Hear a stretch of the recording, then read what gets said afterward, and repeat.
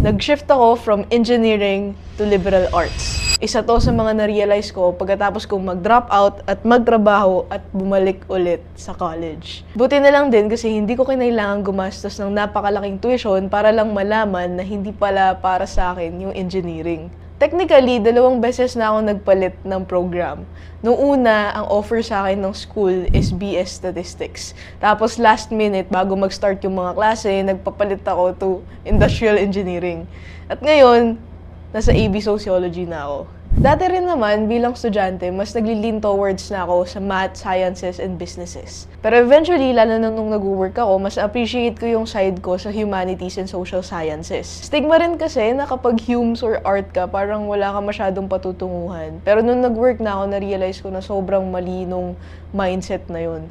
Yeah, so I hope hindi mo na kailangan kumuha ng BS program para lang ma-realize na talagang sa AB or BA programs ka pala talaga. Or minsan, kailangan mo lang talagang ma-redirect. So, ayan lang. If first time nating magkita, ako si Nix ko, and drop me a follow if gusto mo pa ng mga usapan tungkol sa untraditional path bilang isang Gen Z in progress.